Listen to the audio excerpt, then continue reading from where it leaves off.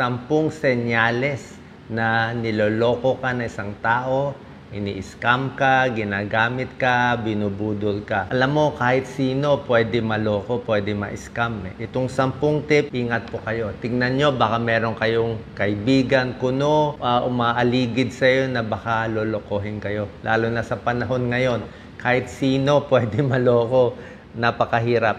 Kasi napakagaling mambudol ng mga tao ngayon. Usually, pera to. Pera ang binubudol. Number 1. Itong taong balak mag-scam sa'yo, medyo mag-iiba ang ugali niya sa'yo. Okay? Masyado siya mabait, masyado kanya pinapansin, yung attention niya nasa sa'yo, lagi ka pinupuri. Hindi to normal eh. So, naiiba siya ngayon. So, yan ang first sign. Number 2, itong mga gusto mambudol sa'yo, paulit-ulit sila nagpapakita sa'yo. Pag paulit-ulit kinukulit ka, may kinakausap sa'yo, may nire-request, lagi nagpapapansin. Paulit-ulit sila. Target ka kasi nila eh. So, every few days, tatargeting ka nila. So, pag merong ganyan, ingat. Senyales na baka niloloko ka na. Number 3, itong mga taong to, meron silang kailangan. Okay? Baka nalugi sila, kailangan nila ng pera. So, meron sila pangangailangan ngayon, kaya sila balak mag-scam. Or talagang ganun ang ugali nila. Talagang yun talagang reputasyon nila na nag-i-scam sila. So, meron sila pangangailangan. Kaya naka-ready sila sa'yo. Number 4, ito ang delikado. Matatalino tong mga scammer. Sobrang talino eh. Kung kailan meron kang problema, okay? Kung kailan meron kayong problema na emotional, na napakahirap, doon siya papasok para silang salisigang. For example, meron kang kamag-anak na may cancer. Yan. Gustong-gusto i-scam yung mga may cancer. Siyempre, cancer, kapit sa patalim. Kahit ano ibenta mo, bibilin eh. Diba? Merong sakit. Kung kailan litong-lito ka, kung kailan may kaaway ka, may kalaban ka, meron kang kailangan sa buhay mo eh. Meron kang problema, doon ka nila papasukan. Tignan mo, kung kailan ka weak, doon sila papasok. Number 5, senyales, itong mga taong to, magaling sa emotion. Alam nila, magaling sila magbasa ng utak eh. Alam nila yung kahinaan mo. Lahat tayo may weakness emotionally. For example, ganito kaya meron mag-i-scam sa'yo. Pupurihin ka, let's say, ulila ka. Wala kang magulang. Sabihin, ang galing-galing mo, wala kang magulang, napalaki mo sarili mo, ngayon may trabaho ka. Mga words nila, mabait ka kasi, matino ka kasi, magaling ka kasi, believe ang tao sa'yo, pinipuri ka. So, makita mo, parang nilalambot ka lang nila eh. Kung saan ka weak eh. Kung saan ka weak, doon ka nila pinupuri. Diba? So, pag napuri ka na nila, nakuha na nila emotion mo, doon sila papasok. Kung ano man yung balak nila, scam. Usually, pera to eh. Or baka lupa, baka pera. Number 6, ito. Ito gawain talaga ng mga user. Tawag dito user eh. Mga user-friendly. Diba? Pinapaasa ka ng wala. Yan ang gawain nila. Papaasahin ka na whatever.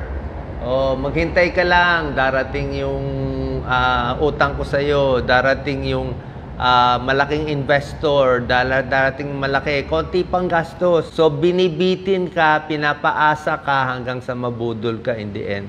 User-friendly. Tsaka itong mga scammer na to, mukhang mabait. May talent sila eh. Lahat sila may talent. Charming sila, mabait. Lahat sila mukhang mabait. Mukhang mabait na normal na mabait. Mahuhuli mo na lang pag na-scam ka na. Or sa reputasyon. Makinig ka sa chismis. Pag ang chismis sa kanya, scammer eh. Alam mo na yun na yun. Number 7, meron sa kanila, sobrang galing mag-scam. Gagawin nila long-term ang scamming sa'yo. Patagalan. So, hindi ka nila lolokohin ngayon.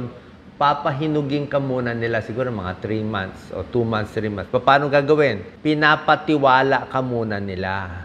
Okay? Para magtiwala ka muna sa kanila. Pinapahina muna nila yung mga depensa mo. Diba? Hanggang magtiwala ka sa kanila, sabay utang, sabay hingi, sa dulo. Okay? Pinapalambot ka muna. Ayan. Long term yung scamming nila. Kaya hindi mo mapapansin. Isipin mo, Ang bayad-bayad niya. Baka una, ikaw muna lilibre. O baka ikaw muna lilibre sa fast food. Una, dalawa, libre. Una, yan, ganyan eh. Tapos pag inisip mo, nakalibre na, okay na. Lolokohin ka ng malaki sa dulo. O baka sa una, papatubuin ka kunwari. Di ba? Maraming ganyang scam eh. Yung may investment, babalik. Papatubuin ka konti, tapos bandang huli, hihingihan ka ng malaki, hingihan ka ng 300,000, yun, tago na. Ganyan ang mga style. Number 8, iba ang salita niya sa ginagawa niya. Kaya dapat alam mo yung reputation niya. So, salita, ito gagawin niya, pero yung gawa naman niya totally iba. Oo. Tsaka usually, malalaman mo lang after the fact. After. Dapat talagang malaki dapat ang suspicion mo, ang duda mo. Number 9, tapos kanila maloko, tapos kanila makuhanan ng pera, ang mangyayari ay maglalaho na sila. Maglalaho sandali, mawawala sa paningin mo, nakakuha na ng pera eh. Magtatago na muna eh. Oo. Ganun muna yan. So biglang mawawala, hindi ka na makausap, hindi ka na iba-Viber, hindi ka na ita-text. Paano? Wala ka ng silbi sa kanila, nakunan ka na nila. So, ipapapahinga ka nila for a time. Okay?